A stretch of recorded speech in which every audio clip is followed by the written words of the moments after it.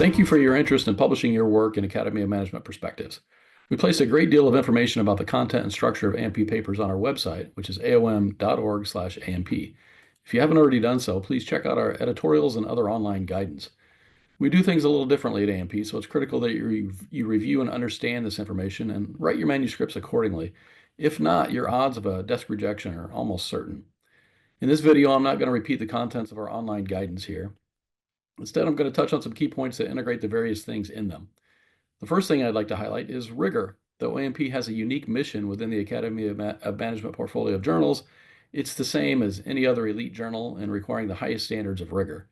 Whether quantitative, qualitative, or conceptual, the analytical methods at AMP must be the same exacting standards as those at AMJ, AMR, and beyond.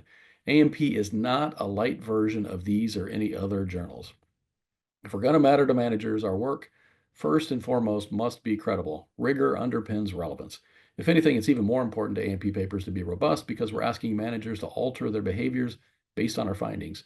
So please don't turn to AMP as a journal of second choice for work that's not robust enough to be published in other top management journals, because it also won't be robust enough for AMP.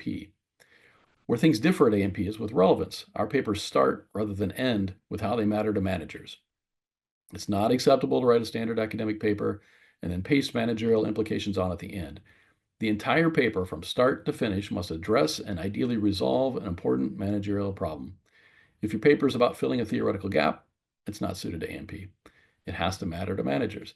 And by managers, we use that term broadly to include those in organizations and institutions of all types.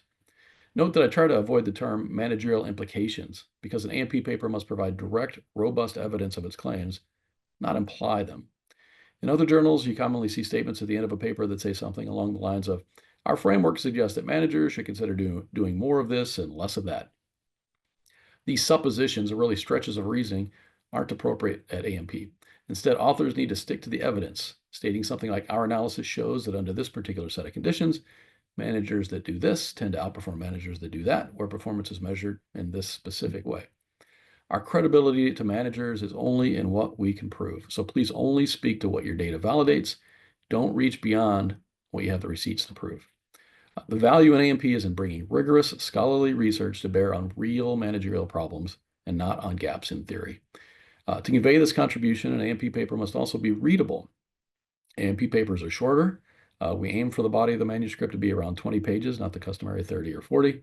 To enable this while maintaining the high standards of rigor, we use endnotes in lieu of in-body citations, and we put much of the robust analysis in supplements. The body of the paper should flow smoothly, yet have all the detailed support just a click away in the supplement. Use engaging figures and charts to summarize key points. Avoid jargon in favor of simple, clear prose.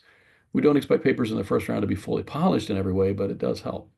So rigorous, relevant, readable. Those are the characteristics of an AMP paper. Beyond the 3 R's, though, I'm going to throw 3 A's your way. Analytical, additive, actionable. AMP papers are not opinion pieces that can't be filled with cherry-picked reasoning to push a one-sided agenda.